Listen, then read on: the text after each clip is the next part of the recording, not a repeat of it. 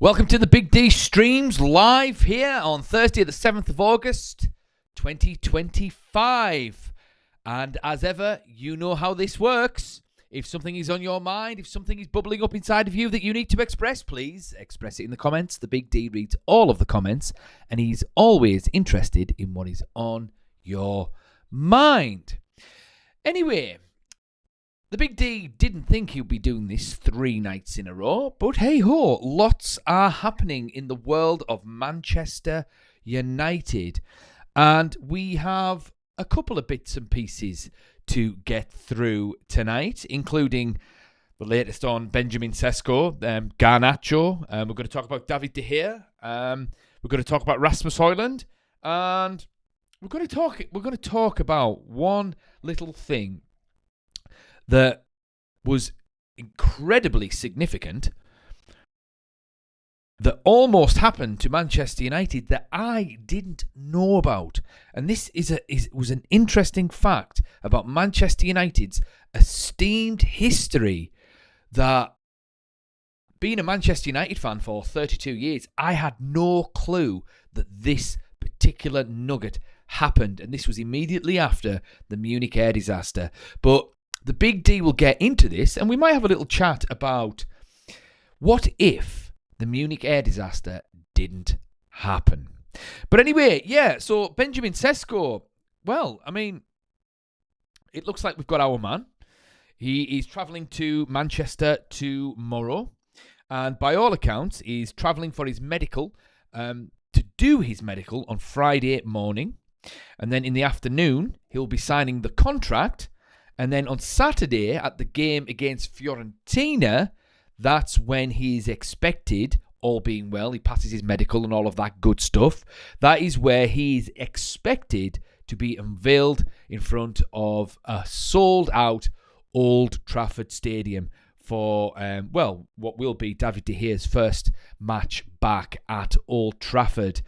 And there's been a couple of little bits that I've just found out today about this Cesco deal that I hadn't appreciated, that has kind of warmed me towards Benjamin Sesko, and that is, now, Newcastle offered a bigger deal to Leipzig, right?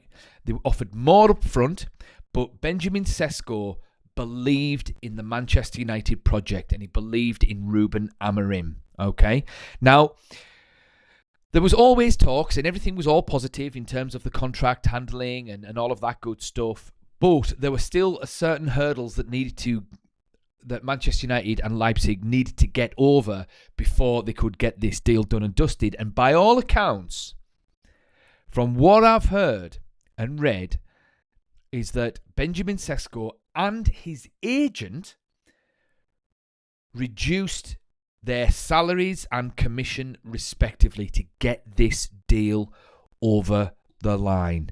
Now that says a lot about that player. That means that he desperately wants to play for Manchester United, even though technically he'd be going into a more settled team with Newcastle. They're offering more money to Leipzig, and I'm assuming they'll be offering more money to Benjamin Sesko, because I imagine that Sesko and the agent wouldn't have to reduce their commission and their salaries because Newcastle's got the money. They don't have to do any sort of financial gymnastics. And apparently Newcastle were always there in the background waiting to jump on the deal and just get it done and dusted there and then if Manchester United couldn't get the deal over the line. But hey-ho, Cesco, and another thing as well, they were happy for Cesco to maybe just come on Saturday and just get this done over the weekend and all of this. But Benjamin Sesko said, no, I'm going to Manchester today. We are getting this done and dusted.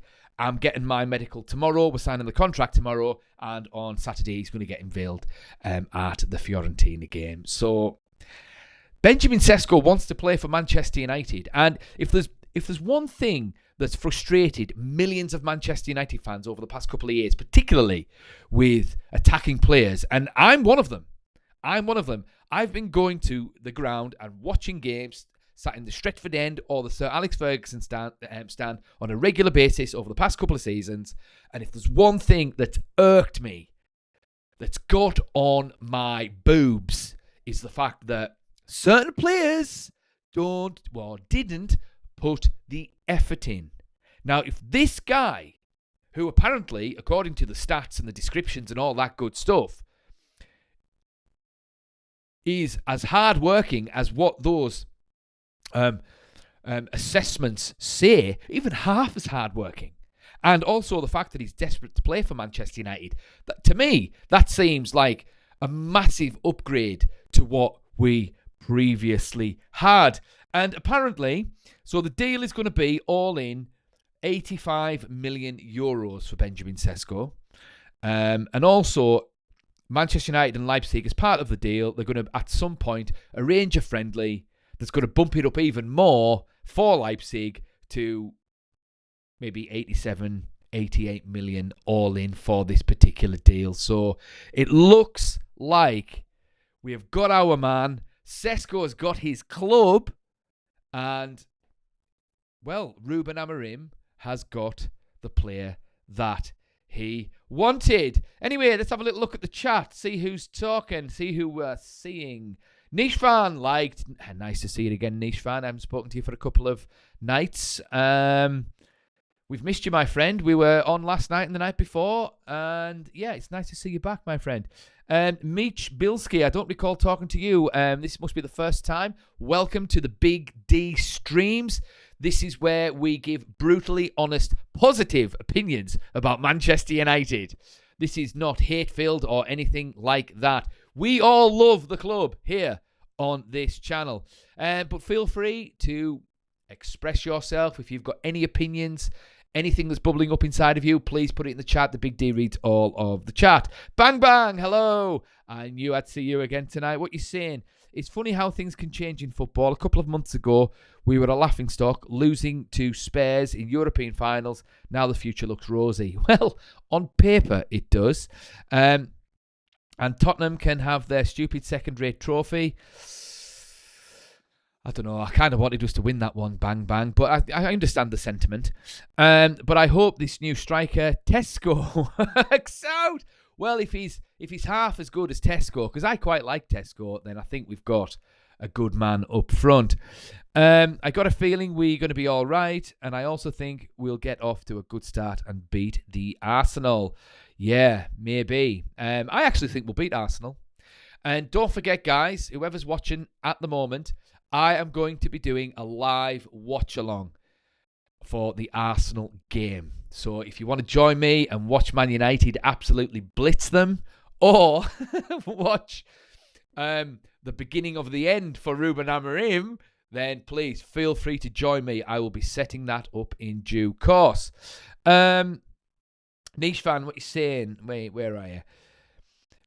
Balaba is so happy and always smiling on 12.k per week. He's going to be doing backflips down the tunnel when he's on 175k a week with us. Yeah, well, if he's as good as what he looks, then he'll be worth every penny of that 175k a week, because I'll be doing a few backflips myself if he starts dominating that midfield, assuming we were able to get him. But he looks like a tasty player, I agree. Bang, bang. And by the way, I would love to see Bruno Fernando win the Ballon d'Or. Well, he's certainly good enough. He's certainly Ballon d'Or level. If Rodri can win a Ballon d'Or, Bruno Fernandes can. Niche fan, Balaba is on 12.5 a week and valued at 104 mil. How does that make sense in any possible universe? Well, obviously, it's the Man United tax. So, you know, if anyone else came in for him, then they'd probably get him for about 60 mil. I think they value him, well, from what I've read, I spoke about this last night, I think they value him at about 65 mil, something like that. But they don't want to sell him. That's the thing. They don't want to sell him. They don't feel as though he's quite at his maximum value yet that they feel to want them selling him, because Brighton have got a system that a lot like what Borussia Dortmund are. They buy players young, they develop them, and then they sell them for a profit. And they don't feel as though Balaba is quite there yet to the point where they are prepared to sell him for maximum value. And they reckon his ceiling is massive, and it's actually a higher ceiling than Moises Caicedo, or whatever his name was, that's gone to Chelsea. And they paid a couple of quid for him as well. So 104 mil. I mean, I wouldn't be surprised if they slapped that on him. But to be honest, I'm shocked that we're able to buy all these players, because now that we've got Cesco, apparently they're after a midfielder now. That's the next one, and apparently they can afford, according to the sources that I've been looking at, Manchester United can actually afford at least one more signing. And in an ideal world, they'll get a goalkeeper as well. Now, considering 6 months ago, and I've been saying this, I must sound like a broken bloody record.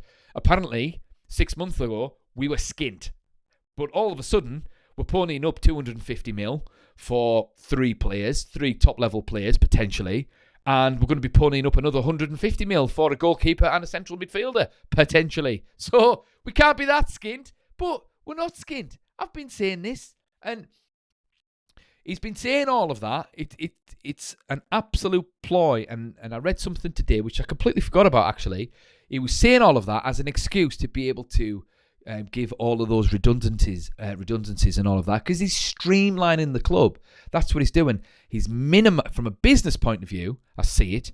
Ethically, that's up for debate, but from a business point of view, he's streamlining, Sir Jim Ratcliffe that is, streamlining Manchester United's outgoings and maximising their income. That's it. It's just business 101. And I mean, in the business that I'm in, it's the same thing. You're either valuable to the company and you're contributing, or you're not. And if you're not, there's no point you being there. Now, if he feels as though these people who were laid off are not valuable to the company, then it kind of is justified letting them go, with a payoff probably. So, and they'll be able to get a job somewhere else. Go. If they work for Manchester United, they'll be able to go and get a job at Liverpool or Man City or something like that. So, I mean, either way, anyway, I'm digressing a little bit. Yeah, so Man United have forked out for Cunha and Mbumo, now Sesko for a pretty penny. And apparently, they expect Cesco to be the next big number 9. European number 9 with a massive high ceiling. So, yeah, they feel as though he's worth the money. And the midfielder is next, because Ruben Amorim, behind closed doors, has been pushing the board to get a central midfielder, because he feels as though he needs more intensity in the midfield for next season. And I don't think, from talking to you guys and from the things that I've read and watched and all of this kind of stuff, I don't think anyone would begrudge Ruben Amorim another central midfielder, and a lot of people have been crying out for that. And if Manchester United can afford it, why not spend it? You've got to invest. You've got to spend money to accumulate sometimes. And in this instance, it's always better to have a winning side. If you've got a winning side, everything else kind of fades off into the background. If Man United start winning, and they start competing and start challenging for the title, and they start qualifying for the Champions League again, and they're playing exciting football and players are scoring goals, and we're beating teams like City and Liverpool on a regular basis and all of that, a lot of the bad things will kind of quieten down and die down, because it's in bad times when the team's doing badly that all of the other aches and pains, so to speak, start flaring up. But yeah, that's the situation on that. What else we're saying here in the chat? Niche fan, let's start Xerxes and bring on Cesco in the second half. Yeah, well, fair enough. I mean, I understand your sentiment. It's going to be interesting to see what he does with Cesco. Does he start him from the beginning, or does he ease him in, or what? It will be interesting to see. And it seems as though we've now got so many players that can play in that front three. It's unreal. So we've got 3 strikers now. We've got Xerxes, we've got Hojlund, and we've got Cesco. We've got about 6 number 10s. So how we're going to fit all of them in. And there's no talk of letting anyone go. So it's going to be interesting to see. Unless he's going to be moving, say, Mason Mount and using him primarily as a central midfielder, and or Bruno. Or maybe he wants that big squad. Maybe he wants everyone chomping at the bit. I don't know. I don't know. We'll see. But yeah, it'll be interesting to see. And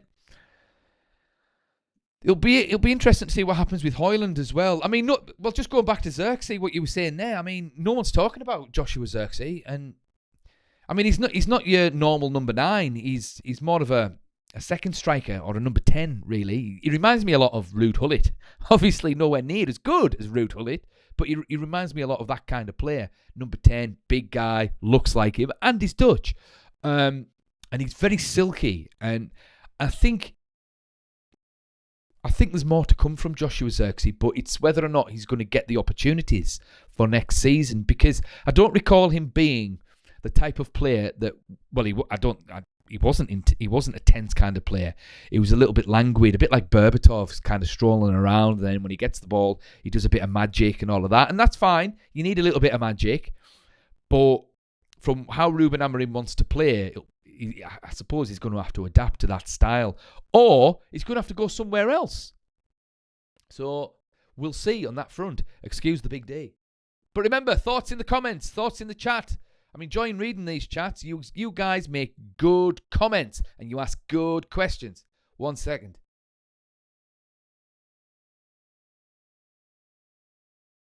You've always got... Hey, whenever you see me on this stream, I've always got a drink in my hand. But don't worry, the Big D is not an alcoholic. The Big D is drinking alcohol-free. Don't drink, kids. Anyway... so niche fan, Xerxes, what's going to happen there? Rasmus Hojlund as well. That's going to be an interesting one, because I feel as though this is going to be an important season for Rasmus Hojlund. He's either going to start scoring goals or not, and if he doesn't contribute effectively to the team this season, then I think he's going to be out the door. There's a chance that he's probably going to go out the door anyway, but he's made it perfectly clear that he doesn't want to leave, and I respect that. I like that, and that's the attitude you want from a player, because you want players who at Manchester United who want to play for Manchester United. And if he starts competing with Cesco for that number 9 position, then, well, it can only be a good thing. Keep everyone on their toes, you know. So I'm still secretly rooting for Rasmus Hojlund. I still think there's a player there. I think if he goes elsewhere, he'll start banging the goals in and he'll become an elite level striker. That's what I think. He's got too many physical tools for that not to happen. He's a good finisher. He's fast and he's big and strong. He just needs to learn a little bit of tactical and goal scoring nous and learn how to put himself in the right positions. And he needs service as well. And hopefully Benjamin Sesko doesn't suffer the same fate that Rasmus Hojlund has suffered over the past couple of seasons. But the statistics show that Benjamin Sesko makes the most of what chances he does get. So that is promising. What else are we looking at in the chat here? J Red, what you saying, my friend? Newcastle can sign DCL or Vardy on a free. Don't know what their problem is. I know they've tried to sign so many players, and they just keep on getting knocked back, and it's just funny. It's funny, and to be fair, I mean, as much as I support Man United, I think I'd rather live in Newcastle than I would in Manchester, to be honest. I've lived in Manchester, and I've been to Newcastle, and I don't know, Newcastle seems a little bit nicer. No offense, Manx. I'm sorry, I have lived in Manchester. I think I would prefer to live in Newcastle, to be perfectly honest. But hey-ho, it is what it is. Bang, bang, pack for life, what you saying? Yeah, I wanted to beat Tottenham and win that, but it's the past now, and we have to just say that to them. Yeah, because the fact is, we've lost. Yeah. And they've just lost their best player in Heung-min Son.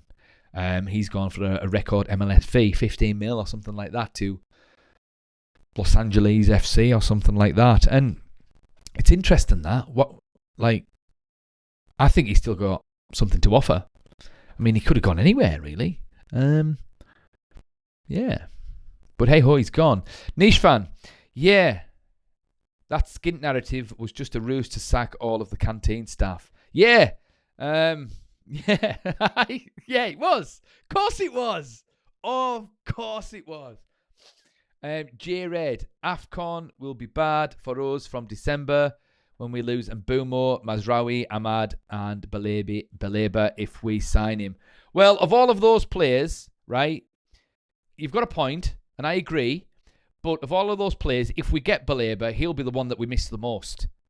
Because we've got so many defenders now that I don't think we'll miss Mazraoui as much. I don't think we'll miss Ahmad as much because we've still got Dalot, who can play at right wing back. And we've got that many number 10s. So if he's going to be playing at number 10, we've got about 15 number 10s. So I don't think we'll miss him on that front. And that goes the same for Mbeumo, unless Mbeumo turns out to be our best player. So, but I take your sentiments, Jay. But I think the squad is big enough now, really, where we can manage that. But yeah, that AFCON, it's why are they having these tournaments during a calendar season? Why? It's like, behave. Have it in the summer when there's no football on, generally, and then we've got something to watch. It doesn't make sense, eh? I don't know what's going on with the African Federation of Football or whatever it's called. Niche fan, Big D. I live you, but all Sir Jim had to do was pay off the debt in exchange for shares.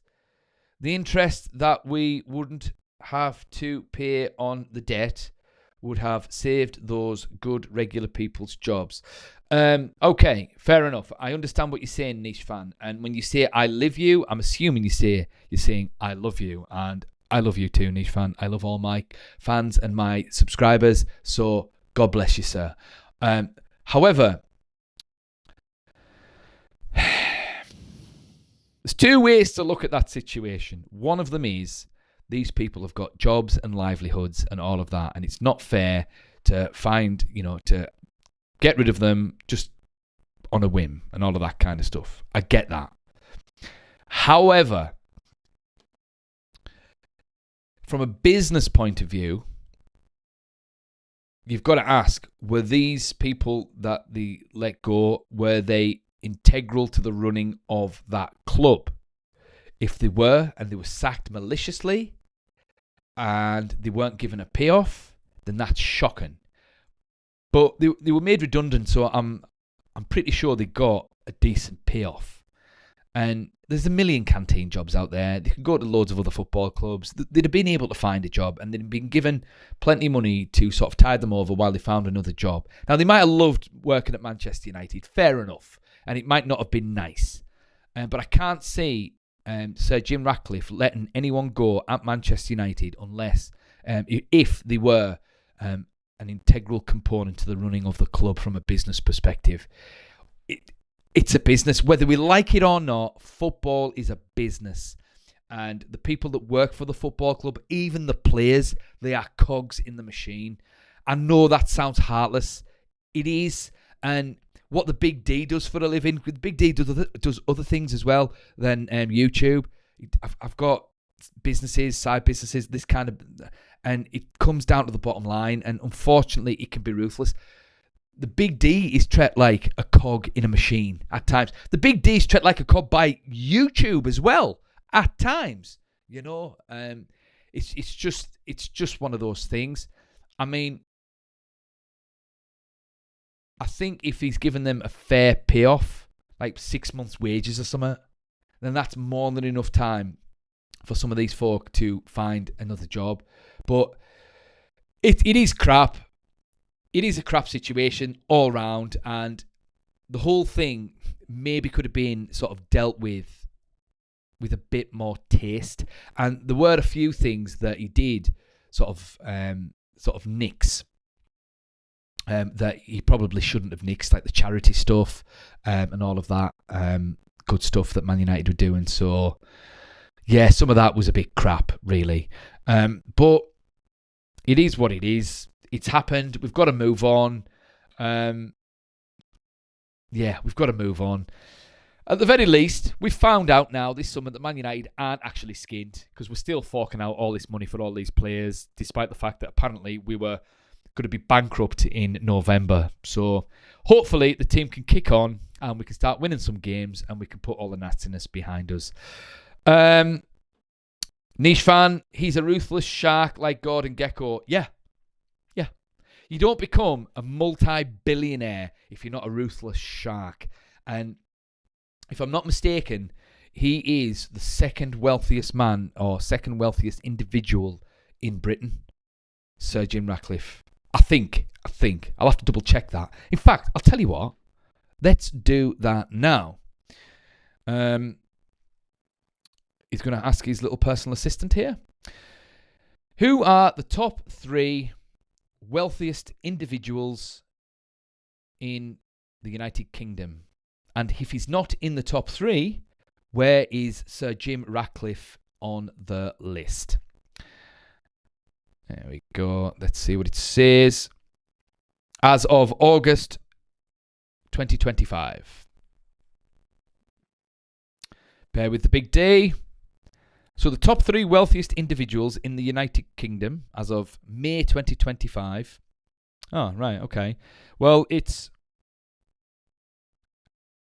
number 1 is Gopi Hinduja and family, 35 billion.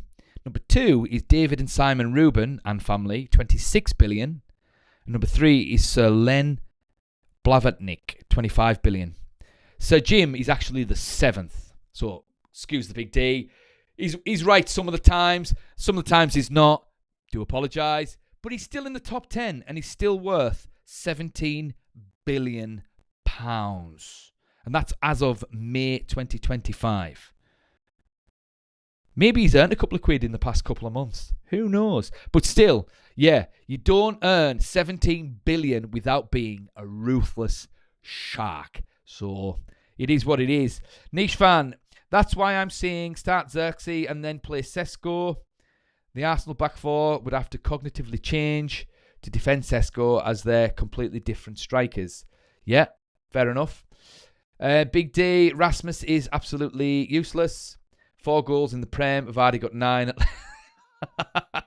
at Leicester. I'm not saying niche fan, that Hojlund is a world beater now. I'm not saying he hasn't been crap. He used to frustrate me when I'd be at the match because I'd watch him and he wouldn't be in the right positions for when, say, Dalot got the ball and he was looking to sort of ping a ball over to beat a team on a counter-attack and Rasmus Hojlund wasn't there. He was defending.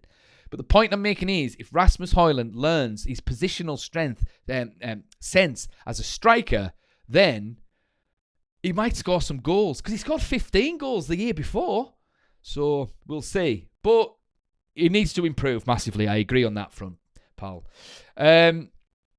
Newcastle is an amazing city with amazing people. Their club is small and always will be small. I wholeheartedly agree. Bang, bang, Pat for life. You know, I really don't understand this thing about goalkeepers passing out from the back. At the end of the day, goalkeepers have always had a competent ability to control and pass the ball. I agree. This ability to pass out from the back is overrated, in my opinion. Yeah, it's overblown. I agree. And by the way, I'm trying to get through a whole stream without mentioning CR7. But you've done it. You've done it. You've broke your streak, mate. But I appreciate what you're saying. Yeah, it was meant to say love as a person and as a YouTuber. We're on the same page, Nice fan. We are, my friend. But Big D, he's going to price your lovely dad out of his seat at Old Trafford. That's why the 1958 are protesting. Ineos will have robots in the canteen as soon as they are viable. I think there's going to be more than Ineos that are going to be using robots in canteens and delivering parcels and all of that kind of thing. I think a lot of people in the UK are going to be losing jobs to robots and AI, including, shall we say, I don't know, ladies of the night, perhaps. They might start needing... They might start being replaced by sort of some of these AI bots. In fact, some of the footballers... Have you seen some of these AI dolls that they can sell now to lonely men? They're absolutely insane. And no, the Big D is not tempted to buy one. And they cost far too much. And Big D is a poor YouTuber, so he's not going to be getting one. But some of them look absolutely insanely realistic. And if they are that realistic for that, imagine how long it's going to take to have one on a pitch. So That's going to be interesting. But anyway, that's probably going to be a long time. Ashley, ready? I think we just need a midfielder and a goalkeeper. Well, that's what they're after, Ashley. Next is a midfielder, and then, if they've got enough cash left, if they get rid of some players, they've been saying they're concentrating on players for the past getting rid of players for the past 6 weeks, yet they've still ponied up 250 million or something like that without getting rid of any players. They haven't even gotten rid of Rashford because he's out on loan. Bang Bang. I think as well, this system that American players really suits us. Because I think if we can stretch teams and get them worried about the flanks, then Bruno has more space to conduct things. I agree, my friend. And if players get them positions in the right positions, then we can score a lot of goals. Absolutely. I agree. Yeah, 100%. Ashley, I hope so. At least one more signing before Arsenal. Yeah. So if wing-backs can really stretch games from Bang Bang, I think you know what I'm getting at. Yeah, I do. I totally understand where you're coming from, my friend. Niche fan. No offense to you or your actor colleagues, but AI will be able to do entire movies and series in 5 years, so all the actors will be out of business. Why do you think I'm on YouTube, mate? At least YouTube, what YouTube have done this past week is they've banned AI content. Well, no, they haven't banned AI content, but the content that's made has to have a human component at its core. And AI needs to be used as a tool as opposed to just having AI-generated stuff. And that is official YouTube policy moving forward. So hopefully I'll get a few more acting jobs yet. But we'll see. Hopefully my agent is watching this, although I doubt it because she's a Scouser. But if she is, I'm available to work. Okay, so, right, where were we? I've still got a couple of bits to go through here. So apparently, Alejandro Garnacho, I'm going to talk about him a little bit. Alejandro Garnacho has had offers from abroad, from Saudi and from Italy as well, and he's got his heart set on a move to a club in the Premier League. He wants Chelsea, apparently. Chelsea's the team for him, and Chelsea are interested, and they want him, and they want Xavi Simons. Now, I did mention this last night, but I found out something today that I thought I'd share with you guys. And that is Manchester United value Alejandro Garnacho at £50 million. And I don't know what you guys think. Thoughts in the chat, please. But I think 50 million, if we got 50 million, a £50 million offer for Alejandro Garnacho, I would snatch Chelsea's hands off. I mean, yeah, I think Alejandro Garnacho is overrated, personally. Excuse the big D. I do. I mean, he's a good player. I don't think he's world class. Can he get to world class level? Remains to be seen. I think he's very specific in what he can do. He's fast. He can finish. And every now and then he shows a bit of magic. But I don't think he works hard enough. And he suits a specific system. So he doesn't suit a team that presses, which is unfortunate because a lot of the top teams press now. They have to be intense and they have to work hard all the time, right? He suits a team that blitzes teams on the counter-attack, Garnacho. And he done quite well under Erik ten Hag when he played that system. But as soon as he switched, a lot like Marcus Rashford, but as soon as he switched to wanting his players to press a lot more, then he was very, very inconsistent. Plus, his technique is a bit crap, considering he's on about 150 grand a week or 200 grand a week, whatever it is. He's on a lot of grand per week. Anyway, he's on more than my annual income per week. A lot more, right? Considering he's on that much money and all he does is play football, he can't pass properly.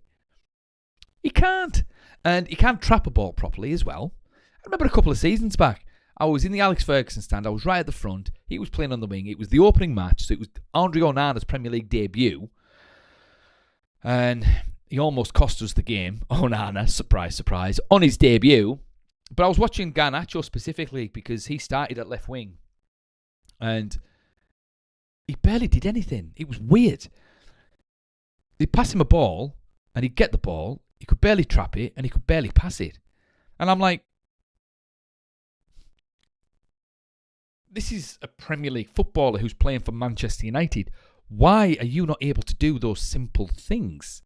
And then when that social media guy caught up with him and asked him on camera, are you going to sort of learn how to pass a ball today? Are you going to do it properly today? Are you going to find a teammate today? And all of this, right? But he actually gave him some constructive criticism. He wasn't an arse about it. Excuse my language. He was quite constructive with it. And he got a little bit butthurt by it. And then, fair enough, he went out and scored that day. But then, he's sulking and he's giving it, he's giving it the old, I'm a poor footballer because I'm getting criticised by the fans. And it's like, I'm sorry, pal, if you're earning the money that you're earning, then I expect you to be, proficient at what you do, because it's us fans that pay the money to you, and so we can watch you play football at a subpar level. So, yeah, he's not great. He's a good player. Every now and then he does a bit of magic, like the Everton scissor kick. I mean, that was world class.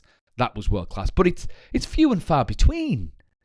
Even when Diallo scored that winning goal against the Scousers in the FA Cup a couple of seasons ago, Garnacho broke through on the counter-attack and he passed it to Diallo, but he nearly messed up that pass. So Diallo had a lot of work to do to be able to score the goal. In fact, it was credit to Diallo for being able to get that ball in the net, because Garnacho didn't do him any favours because he can't pass. So, yeah, if we get 50 million for Garnacho, that is absolutely amazing. Amazing. And then we can use that to perhaps get Gianluigi Donnarumma. And then everyone's happy. But yeah, Chelsea seem to be a good fit for him, to be fair, because Cole Palmer's done really well there. He didn't do that well at Man City because some players need to be let loose. They need to have the shackles unleashed. And Pep Guardiola plays a very disciplined, specific style of football that Cole Palmer just doesn't suit. He needs to express himself. And Ruben Amorim plays a very specific, disciplined style of football that Alejandro Garnacho doesn't suit. So Cole Palmer's gone to Chelsea and he's basically like a duck in water there. They're just letting him do what he wants to do. So if Garnacho goes there and he's allowed to express himself, maybe he'll develop into a player. And if he does, fair enough. I'll be happy to admit when I'm wrong. But yeah, so Garnacho, anyway, he's being valued at 50 million by Manchester United, and it looks like he's going to be going to Chelsea. But watch this space. As soon as I find out more, I'll come on this stream and we can have a little chat about it and we can talk about it and we'll see where we go. I can see I've got quite a few viewers here. It was on 36 viewers. For all you guys who are new to the Big D streams, please, we are talking about Manchester United, latest news and all kinds, and interesting conversations about the history of Manchester United sometimes. And if you've got something on your mind, if something is bubbling up inside of you that you need to express, please express it in the chat. The Big D reads all of the chat and he's always interested in what is on your mind. Anyway, what else does the Big D have to talk about? I do have a couple of little bits. So we've talked about Hojlund. We've talked about Cesco. We've talked about Garnacho. Is he world class? No. Does he have the potential to be world class? Maybe. At a stretch, maybe. Will he prove the Big D wrong? We shall see. We've talked about Sesko. He's getting unveiled on Saturday, all being well, with the with the medical and all that good stuff, because you never know. You never know. He might have his medical, and he might have an underlying issue with his knee or something like that. Because remember, that happened with Ruud van Nistelrooy in 2000. In 2000, he went down with a cruciate right after his medical or something like that. So you never know. So, but he should be all right, and hopefully we'll get him. And then he's going to be unveiled against Fiorentina at the weekend. And guess who's going to be playing for Fiorentina at the weekend? The third greatest goalkeeper in the history of Manchester United, behind only Peter Schmeichel and Edwin van der Sar, and that is David De Gea. And if Erik ten Hag wasn't an absolute boob, we would not have the goalkeeping problem that we have got now, because David De Gea should still be at Manchester United right now. And I'm going to watch that game on Saturday. It'll have to be the highlights, because Big D is otherwise preoccupied during the day. But he will watch the highlights, because David De Gea is one of the Big D's favourite players. He was just absolutely magnificent for Manchester United. Just look at his highlight reel over the years. It is absolutely insane. Did he cock up from time to time? Yeah. Did he have a little bit of a bad patch from time to time? Yeah. All players do. They all do. But the thing is, with Manchester United, they fall under the dreaded Man United microscope. So there's always going to be people adding the 20% Man United tax on everything, which means 20% more criticism, 20% more money, 20% more expectation. And that was just the case with David De Gea. But he's going to be back, and it's going to be really nice to see him at Old Trafford. And I reckon he'll play his first half for Fiorentina, and then he'll play the second half for Manchester United. And what a roar he will get from the crowd. And hopefully he plays a blinder, and Sir Jim just goes, do you know what? Fiorentina is 20 mil. Give us him back. And I tell you what, the Big D will be a happy camper if that happens. Anyway, let's go back to the chat. Let's see what's happening. Ashley, ready, guys? So when you think we should announce Cesco? Well, it looks like he's going to be announced on Saturday, all being well, with the medical and the contract signing tomorrow. Niche fan, I'd hire you if I won the lottery, Big D, to do a round the world travel series. You'd be amazing on a travel show. I'll tell you what, Niche fan. You know what? I'd be up for that, mate. You just send me anywhere you want, pal. I will be a host for the show, whatever. Have a little crack with my agent. You can discuss a fee with her, and then we'll get this show on the road. Hey, we can do it on YouTube, we can do it on Insta, and we can do it on TikTok as well. Speaking of which, at @TheBigD_ Insta, at @TheBigD_ TikTok. Check it out. Niche fan, no one's paying 50 million for Garnacho, 35 max. Yeah, well, you might not be far wrong there, my friend. Garner has a massive attitude problem. I wholeheartedly agree. He does. Yeah, I think he's one of those players that needs to have an arm around him, or perhaps even he's one of those players as well that thinks he's better than he actually is. He thinks he can act like Ronaldo without scoring the goals like Ronaldo. So, do you know what I mean? A bit like Rashford. But then again, Rashford at least had one amazing season. Well, he had a couple, to be fair. But once he got his big contract, he just became crap. So, anyway, Rashford's gone. And Garnacho is on the way out. And, well, it looks like we've got a pretty decent squad next season.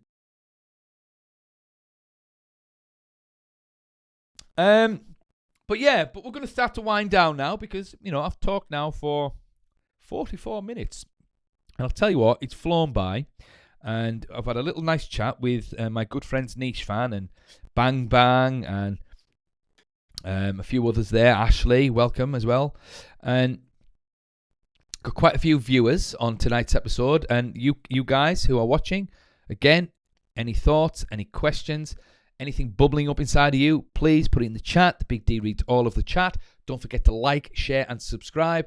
And also have a little look at the Big D's Insta and TikTok as well. And Okay, yeah. So I came across something today which really, really warmed my heart about Manchester United, and I didn't know this actually happened, but I've since confirmed it. And it turns out that okay, so the situation is, Sir Matt Busby obviously created the Busby Babes, right? It was an absolutely amazing young team. It was dominating English football, and they were the English pioneers in the European Cup, okay? And they were fantastic, absolutely amazing. They were destined to win the European Cup, the old European Cup, what is now called the Champions League, for those people that don't know. And the team that was dominating Europe at the time was Real Madrid. Stefano, Puskás, and all those guys playing for Real Madrid. And Man United did so well that they came close to winning the European Cup a couple of times. And they won the old First Division a couple of times as well. And they played Real Madrid, right? When Real Madrid was ran by Santiago Bernabeu, who is the guy that the stadium's now named after, okay? And he created this amazing Real Madrid team that dominated Europe and all of this, and they were one of the greatest teams of all time, still to this day. You could probably argue they probably are still the greatest team of all time, to be fair. And the Busby Babes played against them and almost beat them, right? This young team, and they really warmed the hearts of Santiago Bernabeu and Real Madrid and all of that, because they were young, they were fresh, and they showed no fear against this amazing Real Madrid team. And Real Madrid and Santiago Bernabeu were really impressed with their style of play. You know, they were attacking, they were enthusiastic, they played with freedom and all of that good stuff. They loved them, right? And obviously, famously or infamously, that team, well, most of it died in the Munich air disaster of 1958. And Santiago Bernabeu, who ran Real Madrid, was devastated. And what he did, he tried his best to help Manchester United at the time, because we hardly had any players. We had to loan so many players from clubs all around England. And he was so gutted, Santiago Bernabeu, at the time, that he actually offered to loan Alfredo Di Stefano to Manchester United to help them. So Alfredo Di Stefano almost played for Manchester United in the 50s. And it would have cost Man United nothing. He was sending him over for free, or they were footing the cost and whatnot. And I literally only found this out today. I've been a Man United fan for 32 years, and I had no idea Real Madrid gave that gesture to Manchester United. Now, ultimately, he couldn't do it because the FA blocked it, because the dickheads said it would set a dangerous precedent with foreigners coming into playing in the league, which is insane considering what we've got now in the Premier League, you know. But yeah, it was blocked by the FA. You know, well, what can you do? But what they did do, now obviously it took Man United a decade to sort of pull themselves back. But over the course of the next few years, Santiago Bernabeu arranged lots of friendlies with Real Madrid, with Manchester United, to try and help them develop the team again, because he felt it was his moral obligation to get Manchester United back on top again, or back up and running at the very least. And initially, Man United, you'd get battered in these friendlies, but eventually they would start winning again. And they beat Real Madrid, and then they got so good. Obviously, in 1968, we actually played Real Madrid in the semi-final of the European Cup again, and we beat them. But there was no bad blood or anything like that, and Santiago Bernabeu was really, really honoured and pleased to see Man United go on and win the European Cup 10 years after the Munich air disaster. But yeah, that's the affinity between Real Madrid and Manchester United. Now, I did not know that about Real Madrid. Now, I've always liked Real Madrid, but I did not know that. So that's made me like them even more. So I just thought you'd like to know that. Check it out. I'm just gonna double check to see if I've missed anything. But yeah, check it out. And this is what it says here. Yeah, this is what it says here. So the move was blocked by the FA via the Football League secretary, Alan Hardaker, who ruled against the transfer, arguing it would take away from a British player. And it was a loan offer from Real Madrid, approved by all parties, but ultimately blocked. And it's one of the ultimate what-if stories. And this is what it was for. So after the Munich air disaster in February 1958, Real Madrid's president, Santiago Bernabeu, made a remarkable gesture. He offered to loan Alfredo Di Stefano, the best player in the world at the time, to Manchester United for the remainder of the 57-58 season, with both clubs sharing his wages. Fair enough. Di Stefano was reportedly willing to do it. That is absolutely amazing. Wow. But there you go. Let's have a little look at the chat. Razzie made it. Brighton said 90 million for Pedro, but sold him for 55 to Chelsea. Yeah, fair enough. Maybe we can get Balaba for roughly around that. Because if he's anywhere near as good as what, it says in all the reports and stuff, then he'll be worth 55 or 60 million. And we desperately need him. Niche fan. Balaba is different. Yeah, fair enough. Bang bang. Garnacho was a traitor. He wants to go to those blue scumbags. Get him out. If he wants to go there, let him go there. Scum. I like to see the mutual respect between clubs. I really do. Patrick Ajar. Please, I saw a message. Man United fans had a GoFund to sign Balaba. Please, it should be true. I'll contribute anything I have. We need him. Patrick, don't you dare, my friend. Don't you dare give any more money to Manchester United at this point. They are not skint. They've just forked out 250 million or something like that for 3 players, despite saying that they were 6 months away from shutting up shop. So don't you dare, Patrick. They've got the money. It's just a question of whether or not Brighton want to sell him. Bang, bang. I didn't know that was so interesting about Real Madrid. I've always liked them too. Yeah, I mean, Niche fan also says, thanks, Big D. I didn't know that. Yeah, absolutely. I mean, Real Madrid are cool, to be fair. They are the Man United of Spain, and, we're the Real Madrid of England, to be fair, in terms of prestige anyway. You've got to respect them, and the people who don't like them, it's just a thing of jealousy of success, I suppose. I mean, who wouldn't want their team smashing it in Europe like what they've done over the past 50 years or however long it's been? And they've played some amazing football. They've had some amazing players, and I mean, who can ever forget the scissor kick by Gareth Bale against the Scousers in the Champions League final a few years back? How amazing was that, So, yeah, Real Madrid are pretty cool. I'm really happy about that little nugget that I found there.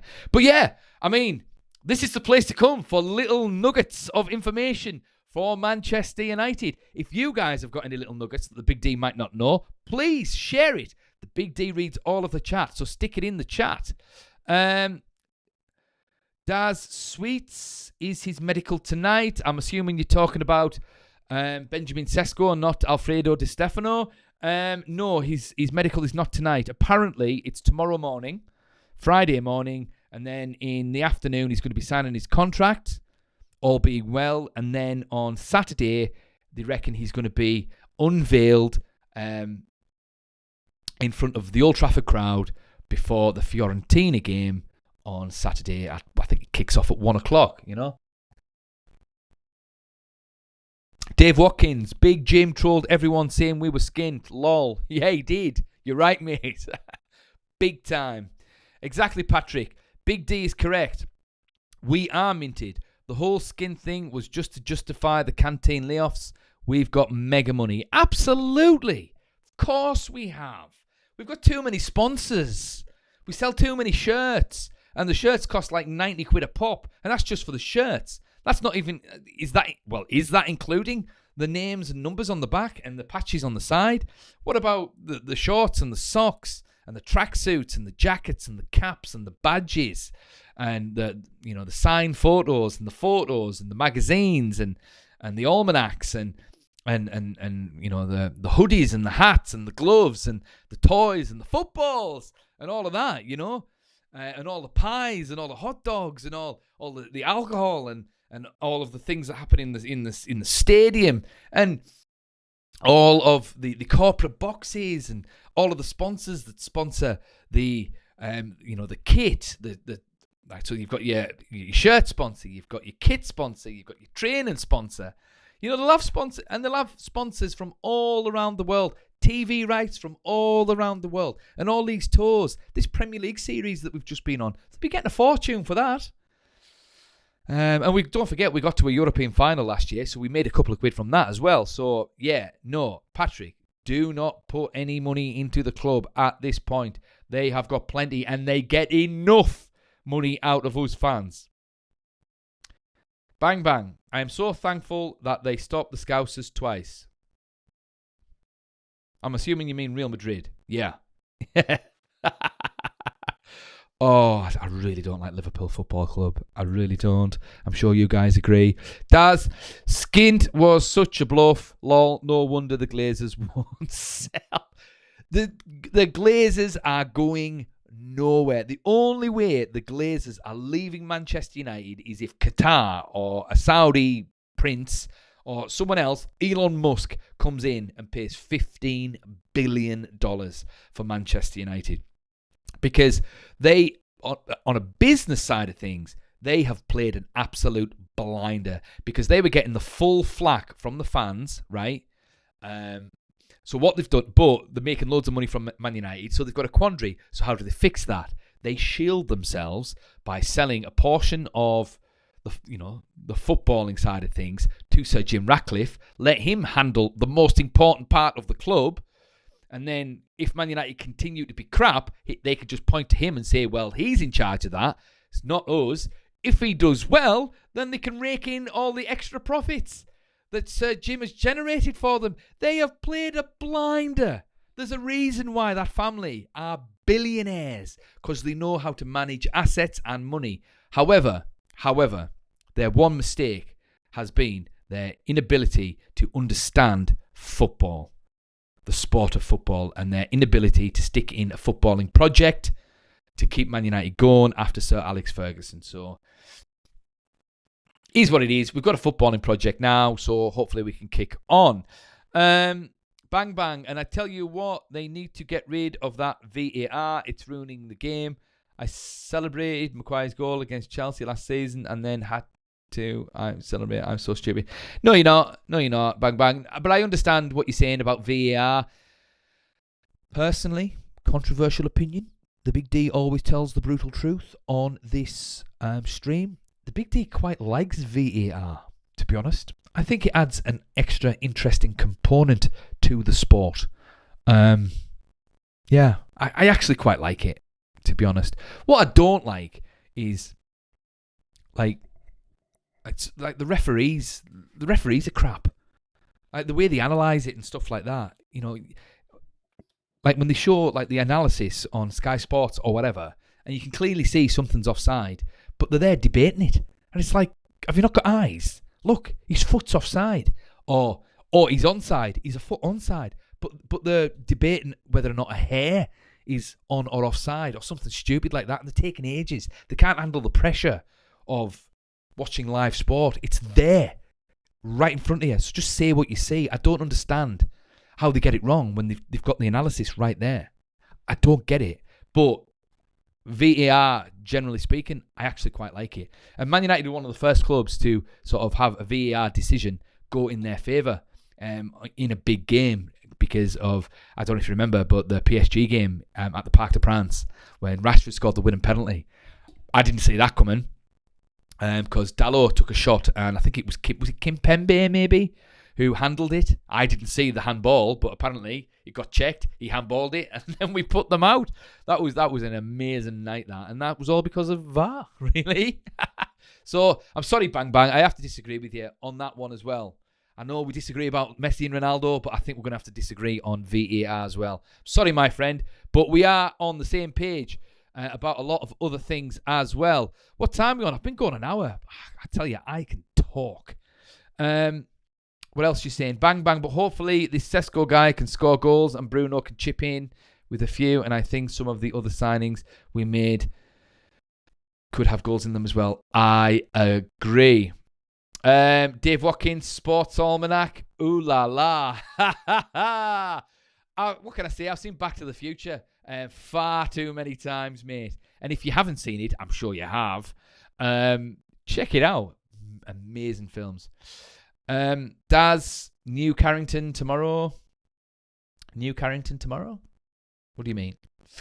Bang, bang. But we need to get this goalkeeper. I can't take another minute of Andre. And yes, I would take Fabian Barthez. Barter, but I'm assuming you mean Barthez back. I would have Barthez now over Andre. Now, mate, that's how bad it is. And you hate Liverpool as well.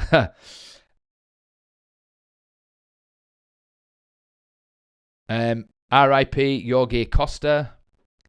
R.I.P. I've got to put this in the last 2 times. What you mean? You forgot to put it in the last 2 times? Oh, right. Okay, yeah. R.I.P. Jorge Costa. Yeah, that's a shame. Let me just double check one thing here.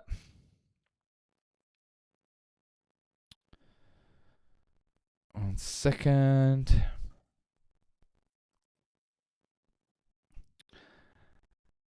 Let's have a little look at this. Okay, yeah. Sadly, Jorge Costa passed away on the 5th of August 2025 at the age of 53. He suffered a cardiac arrest at FC Porto's training centre in Olival, and despite being rushed to São João Hospital, he could not be saved. That's a shame, that. Shout out to FC Porto legend Jorge Costa. As a player and captain, he led the team to major honours, including the UEFA Cup in 2003 and UEFA Champions League in 2004 under Jose Mourinho.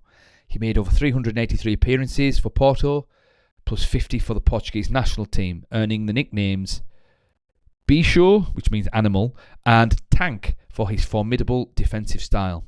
At the time of his passing, he was serving as Director of Professional Football, having returned to the club in April 2024 under President Andre Villas-Boas. The football world, and especially FC Porto, has been united in mourning. Mourinho, his former coach, paid tribute by calling him part of my history, while figures like Cristiano Ronaldo also honoured his legacy. Sad news. Sad news. I'm assuming he was playing that game when Porto knocked United out in the 2004 Champions League. So he must have been some player. R.I.P. Indeed. Thank you for bringing that to my attention. Bang bang. Back to Bang Bang. You can make an argument that the concept of VAR, but the reality is the technology is getting abused. So ultimately, I think it causes more problems than it solves. Listen, I mean, I don't 100% disagree with you necessarily. Getting abused, I don't know. I think there's just incompetent people sort of managing it. I've always said that football is a very simple game, made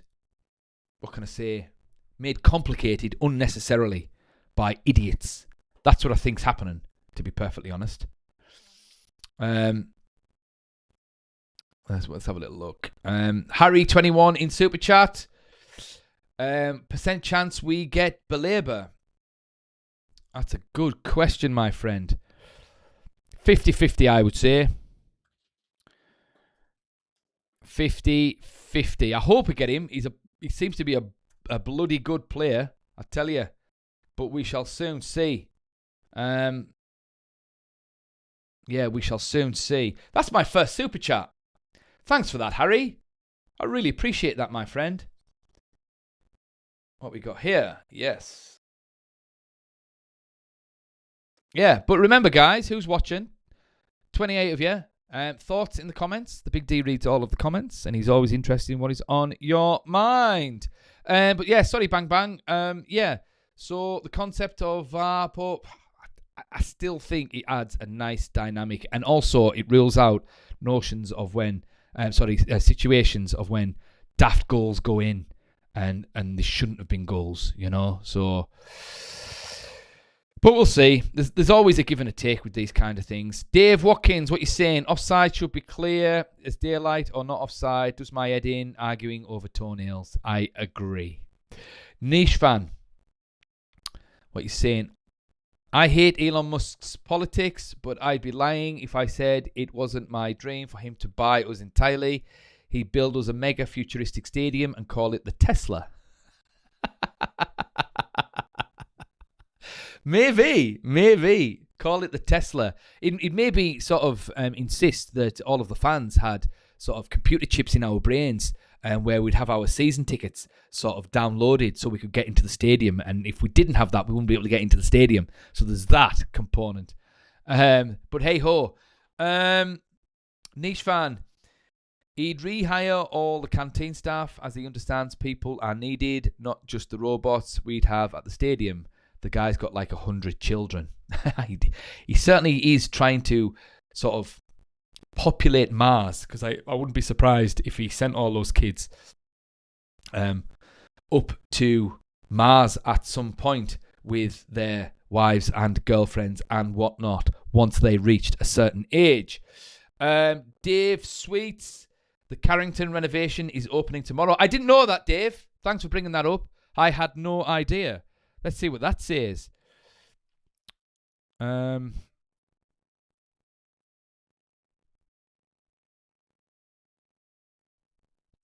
with the Big D.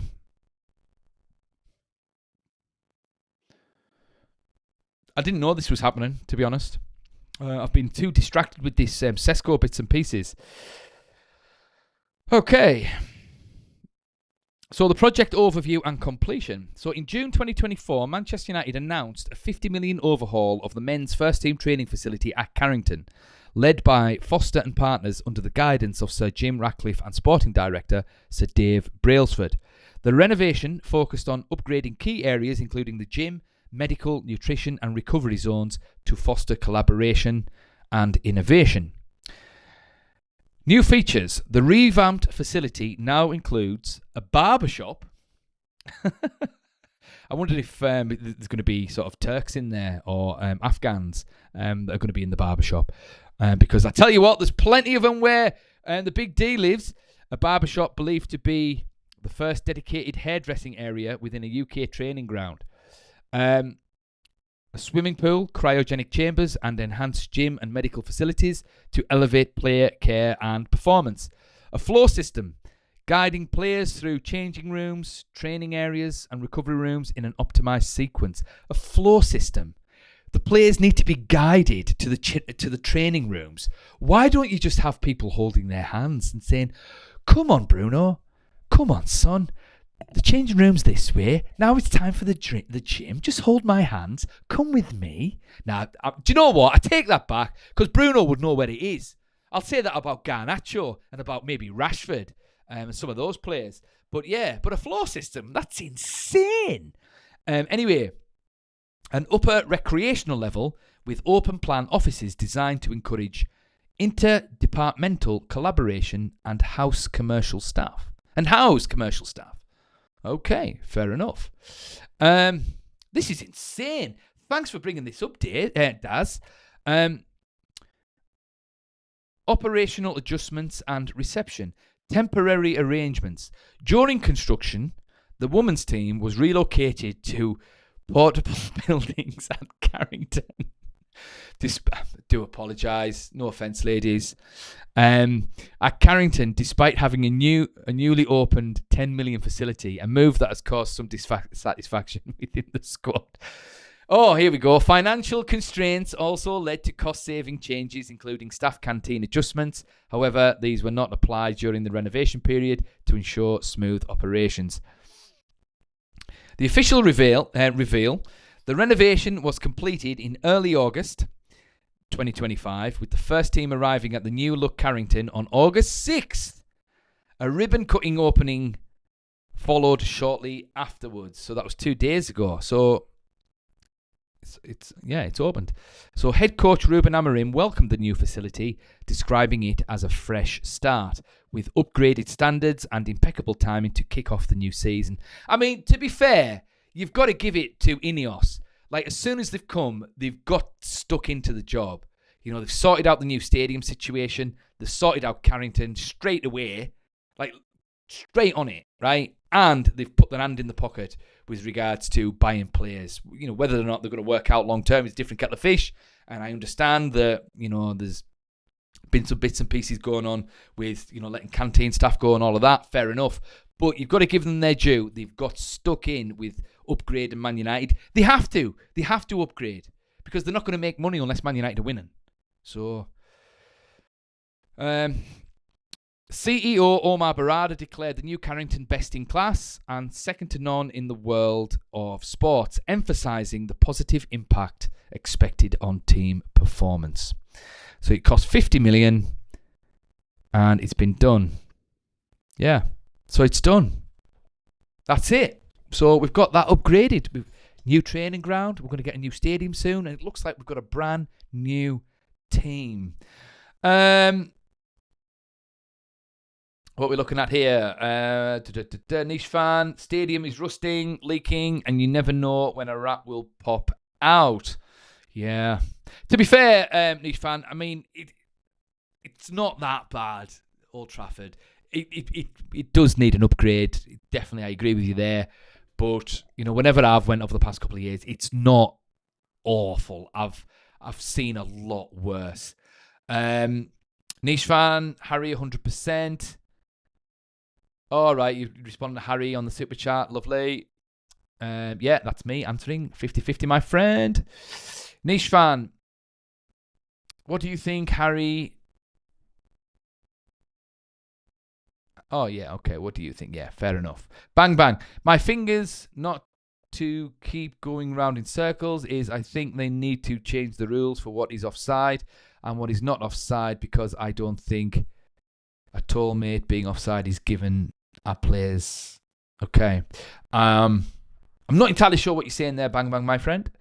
Perhaps it's getting a little bit late. It certainly is getting a little bit late because the Big D is a little delirious, but he's still got a little drink left. He's going to finish this, and then we'll see how we go. Because we've got a lot in the chat here. Tio Pedro, welcome, my friend. Onana will get Balaba.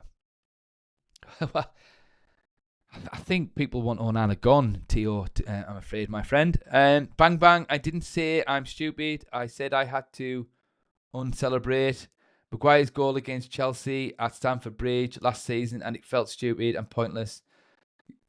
You'll celebrate a goal in with it gets ruled out. No, I understand. I understand what you're saying, Bang Bang. I understood what you were saying, mate. I don't think you're stupid at all, my friend. Not at all. I'm just saying that I don't mind VAR. I think it adds an interesting component to football, like a little bit of sort of drama, so to speak. But I totally understand why people don't like it. Harry, thanks for the super chat, my friend. What do you think of the Donnarumma rumours? Oh, Harry. Oh, I'm telling you now, mate. I hope that we get Donnarumma. I love Donnarumma. I've been buying him on Football Manager for years, since he was 16, on a 16-year-old wonder kid on FM 14 or whatever it was. He's class and he's definitely an upgrade. He's arguably the best goalkeeper in the world.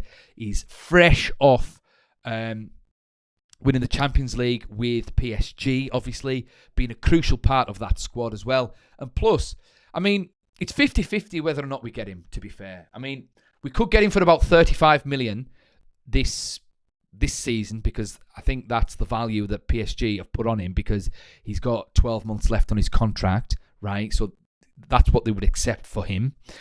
But I can't help but feel as though he's using Man United and other clubs who might be interested as a ploy to get a better deal at PSG. I think that's probably the sort of the best case scenario. Well, not the best case for us anyway, but I think that's the most in that situation. However, that it could be a case of, I mean, he's won everything at PSG now, and he's still really young for a goalkeeper. I think he's only about 26 or something like that. So he might want to test himself in the Premier League. And at the end of the day, the Premier League is the best league in the world. That's where you go to win the money, make the money. That's where you go to. Well, that's where most of the best teams in the world are. Like, most of the best teams are from England, right? I mean, you could go to Real Madrid, but they've got Courtois, Barcelona, they've got Stegen. I can't see him going to Bayern Munich. Can't see him going back to Italy. Yeah, England's the logical choice for him. And yeah, but we'll see. But what I do know is that if he doesn't sign a new contract with Paris Saint-Germain, he will be free to talk to and sign for any foreign club outside of France from January. So we might stick with Onana this season, and we might wait until January and get Donnarumma then. Because I think they're prioritising a midfielder next, Manchester United. So we will see, Harry. But thank you for the super chat, my friend. Bang, bang. What are you saying? That's not football for me. That's rugby. And looking at the video assistant ref, that's never been football. Fair enough. I respect your opinion. Maybe a one-season loan. Yeah, I can't see us getting him on loan, T.O. I'm assuming you mean Balaba. Can't see it happening, my friend. Yes, Niche Fan, Harry21 is a legend with the super chat. Niche Fan, I don't think he's coming. I'm happy with Onana, as he's helping recruit the best African players. They probably consulted CR7 about the Carrington upgrades, as he called it out when he got back to Old Trafford. They were still using the same PS2s and Nintendo GameCubes in the break room. Hey, the retro games are the best. There's no school like old school. No, bang bang, no mate. What I was trying to say is that I think if they're going to keep VAR, they're going to need to define what offside actually is. I think they just need to open their eyes, mate, to be honest. It's being abused, and the way it's being used at the moment, we're probably better off without it because of the way it's being used. It's not necessarily the concept that my issue is with. Fair enough. Right. Well, we have had a really nice chat. The Big D is going to wind down now. We've still got a few people watching, and this is your chance to get some questions, some comments, some concerns. Express yourself in the chat while the Big D's still here.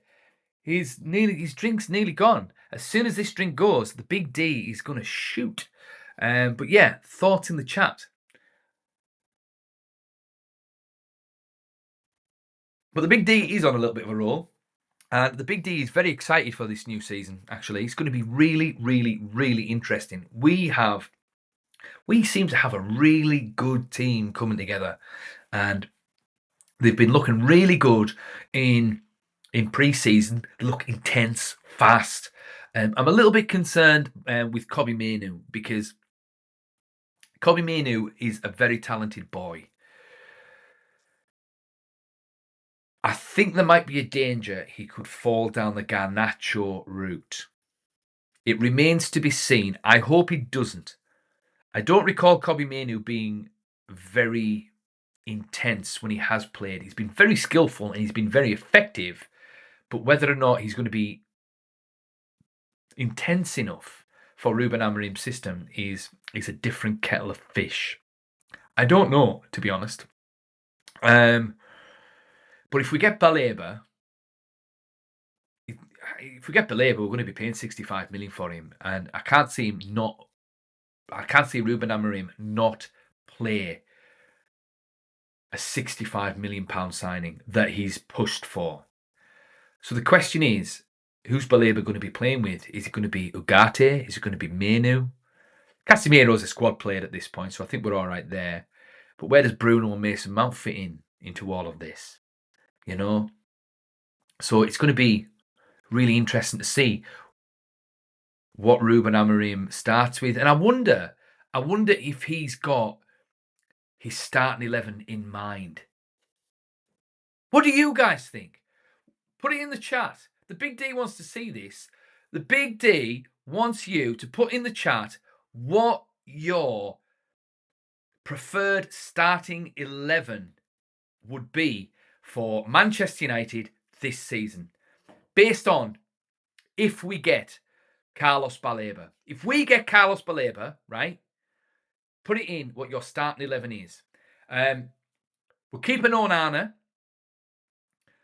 We haven't signed a goalkeeper yet, but just for this thought experiment, I want you guys to put in the chat exactly what your starting 11 for Manchester United should be.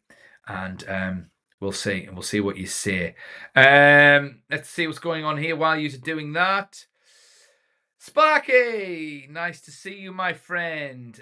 Evening D, glad we've got Cesco on. Regards. Balaba, he's only on 12k a week. Something is happening with him because Romano and Ornstein wouldn't be talking about him coming if there was no way of an offer. I agree, Sparky. I've been keeping an eye on the situation myself and watching Romano. I like Romano. He's pretty decent, to be honest. There used to be a guy on Twitter that used to be really good. I can't remember his name, but he seems to have vanished into the social media ether.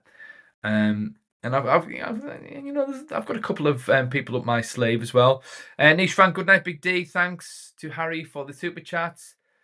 Bye, bang, bang. Yes, good night, Niche Fan. Look forward to chatting to you again soon, my friend.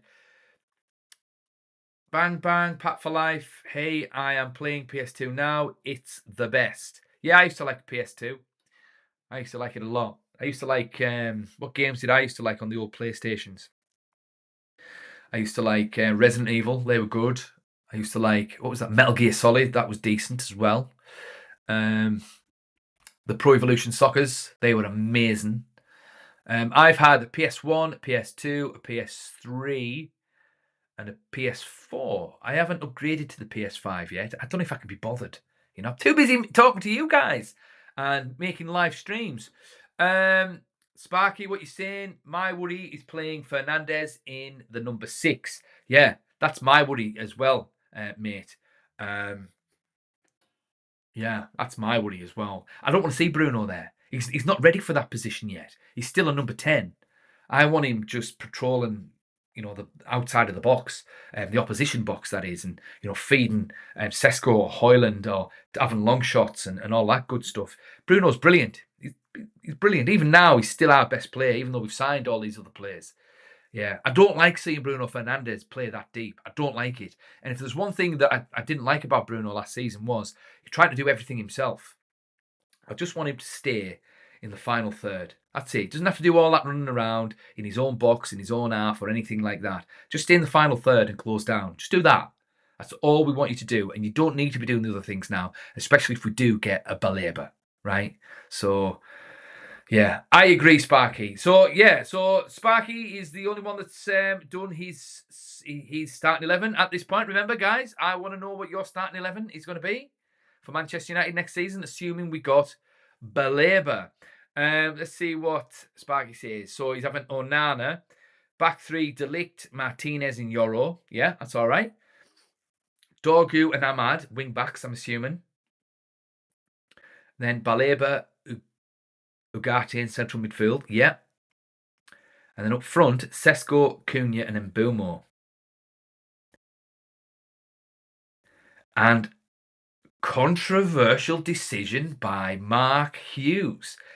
He doesn't get in my team. Bruno Fernandes, that is. He's a sub, and my captain is Leicester.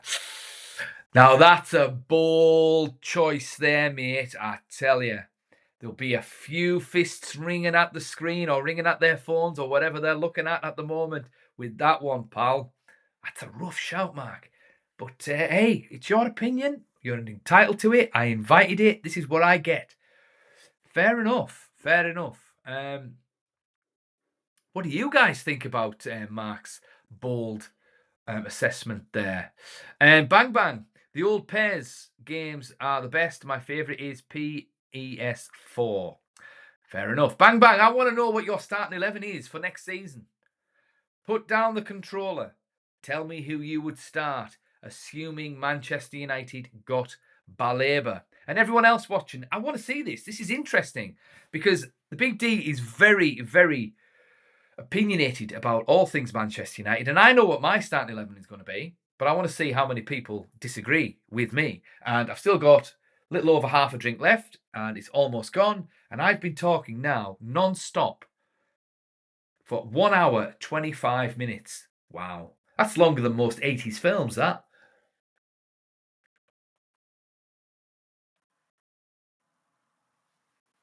But yeah. So, okay, well, while we're waiting, I will say what mine is. Well, it's going to have to be Onana. He's probably the best that we've got. That's saying something in nets. My back three, I'll probably go Euro, De Ligt, and Leicester if he's fit, to be fair. And then I'd go Balaba and Ugarte, central mid. And then Ahmad on the right, Dorgu on the left. So, I mean, it's pretty much the same as you, Mark, at the moment. But I'd probably start... it's a tough one, really. It's a tough one. Yeah, I know what you mean, mate. Why pay money for Cunha and Mbeumo and not play them? And you can't use Mbeumo as a wing back. And if Fernandes is a 6, we will get run over. Yeah, I agree. I'm playing Bruno. He's my captain, and he's still our best player. I'd probably start. I don't know. Definitely Bruno.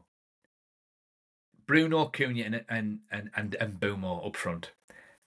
That's what I would do initially, and I would ease Cesco in. Yeah, that's what I would do. Hojlund and Cesco on the bench. Someone's going to have to go. I can't see how he's going to keep all of those attacking players happy. Xerxes or Hojlund have got to go. I would even argue that perhaps even Mason Mount needs to go. Although they're not going to be able to get rid of him. He's going to get a chance next season, is Mason Mount. But we've got so many players that play up front. So we've got Xerxes, Hojlund, now Cesco as 3 number 9s. And then Cunha and Mbeumo, Bruno, Mason Mount. Who else? Who have I missed in the number 10s? Actually, do you know what? That's not too bad. If we've got 4 number 10s, I'm sure I've missed someone. So, yeah, well, yeah. So Diallo would normally play at number 10, but he's going to be playing at wing back now. So this might just work out, actually. This might just work out. But still, someone has got to go. It's either going to be Xerxes or Hojlund. I mean, Xerxes can play at number 10 as well, but how many opportunities is he going to get if he's got Bruno and Mbeumo, Cunha and Mason Mount? Yeah, I understand what you're saying, mate. Xerxes would only play in cup games, but don't have many cup games. And is he gonna be happy with that? That's the thing. Is he going to kick on? I don't think Casemiro's going anywhere this season.